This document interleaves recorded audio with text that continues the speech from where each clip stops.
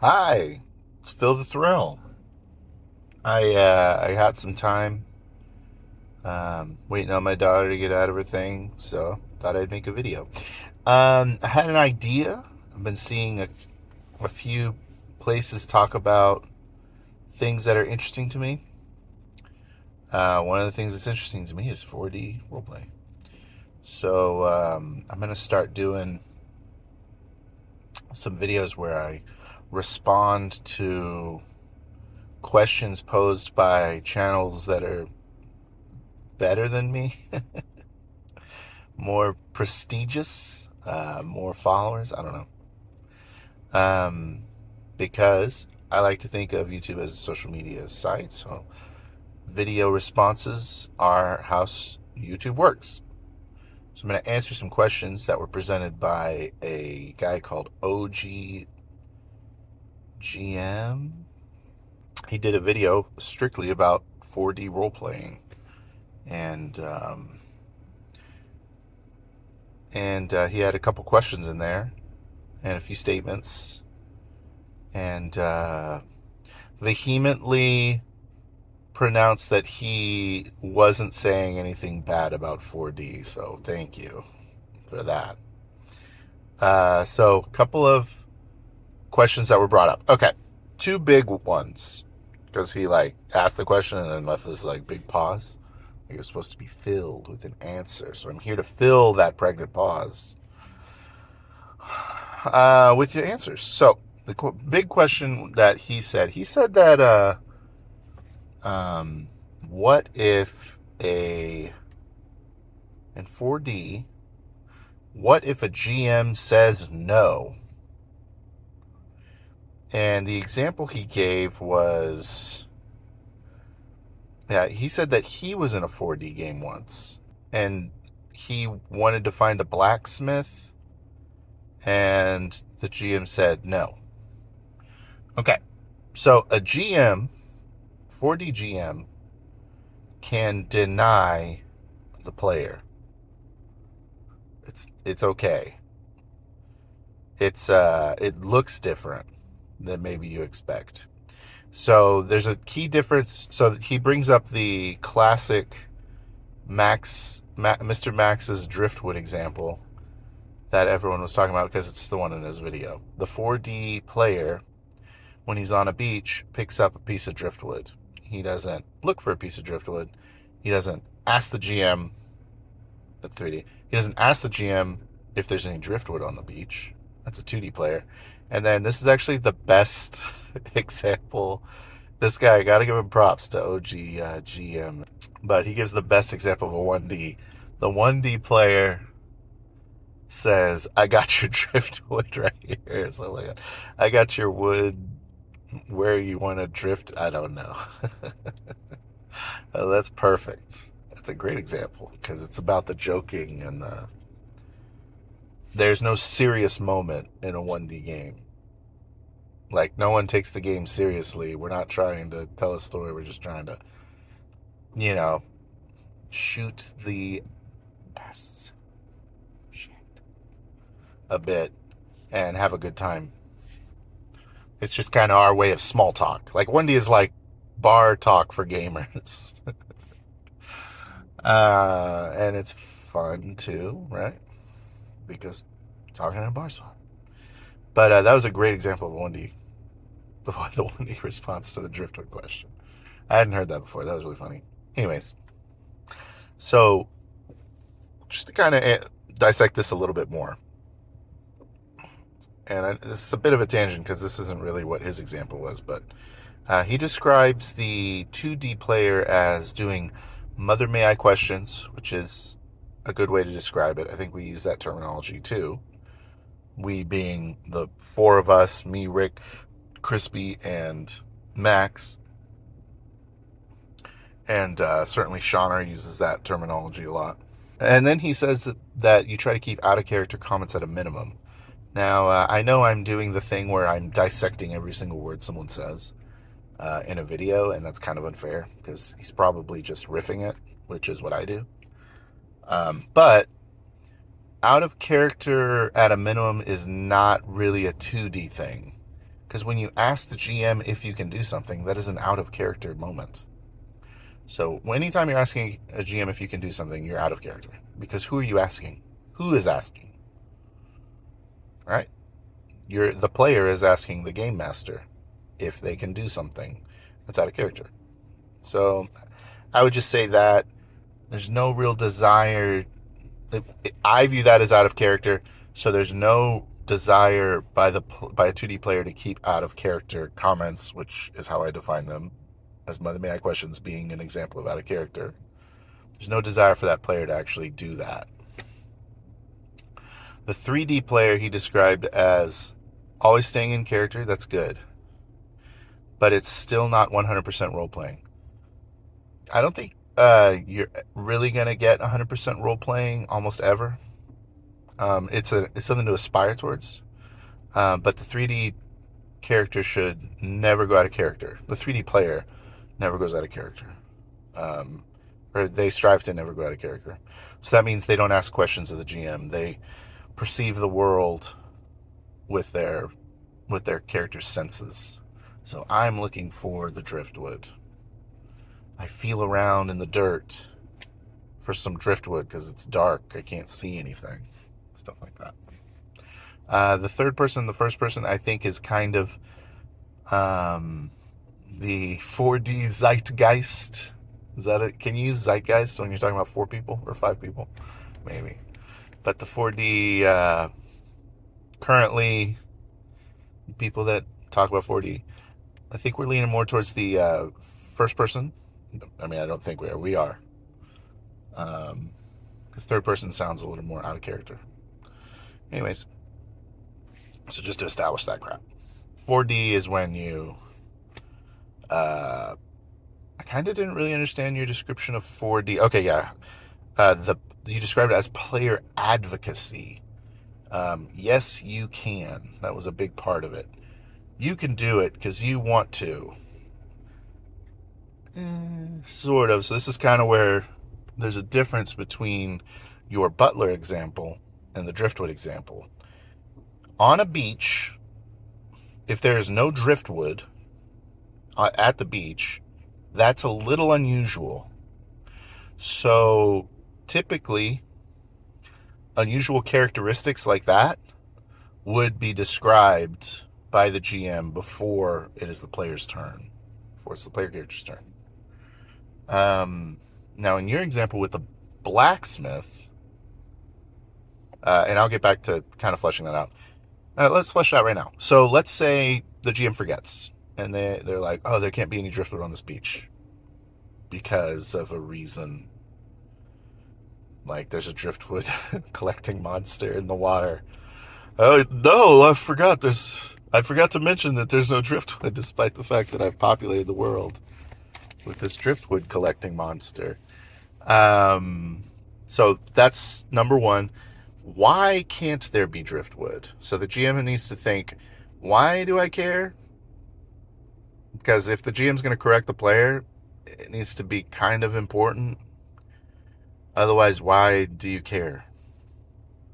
If there's no driftwood or not. There has to be a reason that you care that there's no driftwood. And in the driftwood example, it's a pretty crazy reason to not have driftwood on a beach. In OGGM's example, he says, he said, and I am now role playing as OGGM. I was in a town and I wanted to go find a blacksmith, and the GM said there is no blacksmith. That's fine. That's totally... Now, I don't know about the phrasing that I just did, but that's totally something that could happen in a 4D game. If there's no blacksmith in town, now you could say, I go to the blacksmith. Like, you can't just teleport into a blacksmith. You have to do an action you're at the front of town, and you could say, I look over, oh, there's a blacksmith over there. I walk over to the blacksmith shop. Say it's even like that. You've already identified in 4D the blacksmith shop. The GM doesn't want there to be a blacksmith. He'll say, the blacksmith shop is closed.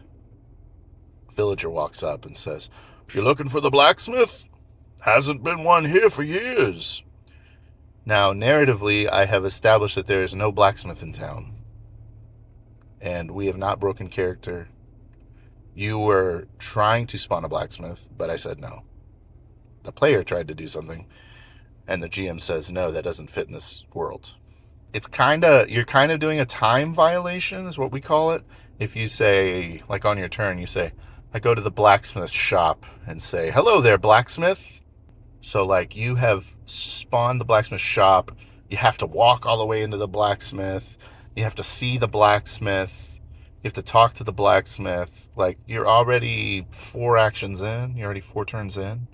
At some point, the GM, you've mentioned the blacksmith in 3 actions. The GM should have been able to react to you to shut down the idea of there being a blacksmith in town. Like, not being a blacksmith in town is pretty reasonable compared to not having driftwood on a beach. You see, I hope that that difference is clear. It's like, who cares if there's driftwood? If it doesn't matter and it's trivial, then you can create it. That's the point. Blacksmith is less trivial, but certainly within the realm of co-creation. But once again, it isn't a one-action thing. You're going to spawn a blacksmith, talk to him, and get your sword made. Like, you have to... There's an opportunity. There should be an opportunity there for the GM to say something. It's just you do it narratively. The player doesn't always get to do what they want. That's not what the style is about at all, actually. And you said that when the GM says no, that ruins your immersion. That's the goal of the 4D. That's why I like it so much. Is because I am similar to you in that I don't want to stop the game. Those are the words you used. I don't want to stop the game, and then once the immersion is broken, you have a hard time getting back into it. Right. So don't stop the game to ask what a rule is. Don't stop the game to ask how far something is. Do everything in character, and then you can be immersed and still be gathering that information. That's kind of more what the style is about. It's like maintaining immersion while generating story without having to break it to ask the GM permission for stuff. For like little things that the GM's obviously going to say yes about. Like, hey, is there a piece of driftwood here? Like, yeah, there can. Why not? Yes. Like, why would a GM say no? I don't know. Okay. The other thing you said that was a big point is, you're not doing anything new here, guys. Okay. I think 40 is more of a response to a trend than it is claiming to be a invention. There's a trend towards GMs taking narrative control over everything and acting out character thoughts and actions and feelings. And that's what I am against. So when we talk about player agency, that's what I'm talking about. I don't want the GM to tell me what I'm doing or thinking or feeling. As long as that's happening, I have agency. The GM can control everything in the world except me. Appreciate you bringing up these other systems. Amber, Theatrix, The Forge. I don't know anything about those things. And I don't know what... I genuinely... I have an idea as to what OSR is. I think it has to do with, like, people that want to play D&D in an old way, like the old school Renaissance or old school revival. I don't know what OSR is. I don't consider myself part of the OSR because I don't know what it is. I don't disagree that what we're talking about has been talked about. That's everything in the whole, like, world, right? And so that's why I appreciate you bringing up these old games, because it's important for subject knowledge, to know what the people did before you. You know what I mean? I'm not acting from a place of trying to copy anything. I am acting out of a desire to not have a GM control my character and play with players who are willing to take the game seriously and not break character. So that's all I want. I'm not saying it's new. We just thought 4D sounded cool. You haven't seen it work ever. I'd recommend you check out, our channels. Oh, okay, this is something you said. Maybe it works for like 5 minutes and then it falls apart because when people are witnesses to a crime, if you have 5 different people, you have 5 different interpretations of that crime. Okay, good point. We call that a low resolution, and it's not bad. It doesn't matter. This is actually a strategy that we talk about. It doesn't matter if there's a low resolution understanding of the setting. So, like, not everyone has a complete understanding of what's happening because you kind of trust your players and you trust the GM to move towards an objective. So they're describing what's happening. And you're just like, because this happened in one of my games, Table Run Crispy. He is walking down a road, and I think he's like, I can't tell if he's in an alley or a road. This is in my werewolf game too. And he's just like walking. I'm like, and I say to him, like, where are you? Like, I don't know where you are. Whereas if I would just kept my mouth shut and let him keep taking his turns, it would have been really clear to me where he was. Just like a couple more minutes. So, no, not everyone not everyone sees the world in the same way, and no one's expecting that because, just like you said, it's ridiculous expectation. Anytime you find yourself thinking an expectation is ridiculous or a premise is completely illogical, it's probably a good idea to revisit the intention of the OP of the person who said it. Because you should, I know this is hard to do for some people, but you should kind of give the people the benefit of the doubt that they've thought about their position a little bit. At least one time, give them the benefit of the doubt. And then just kind of see, is this what really they're talking about? Maybe, I don't know. Okay, I don't know what the player agency movement for 5e Sparkle Trolls means. I'm assuming, it sounds like you're talking about a different group of people and aren't calling us Sparkle Troll. That's fine. But you assured me that you weren't trying to be insulting. So I will give you the benefit of the doubt on that. Yeah, so that's all I got to say. I'm noticing that a lot of the time people have this like vehement reaction. Is that even right? Strong reaction towards 4D, and I don't know why. I don't know why people hate it so much on its face. Except I think I do know why. There's like a big like anti-Shauner sentiment. And they've lumped in everyone that has ever been 4D ever. Which is all 4 of us, right? Not just 4 of us. We're growing larger. But they've kind of lumped in this idea of 4D into Shauner thinks I suck. So I think 4D sucks. Take that, Shauner. Shauner's a funny guy. He's a troll. But he's, he's got knowledge. Whether you like it or not, he's got the knowledge. So I think I'm going to continue this series. There's a few times where I see people talking about what makes a good role player, what makes a good this and that, and what's the best practices. We don't see a lot of 4D people on these shows. So this will be my way of addressing those points. Thanks for watching, y'all. God bless. I hope you have an excellent day. Decay cells.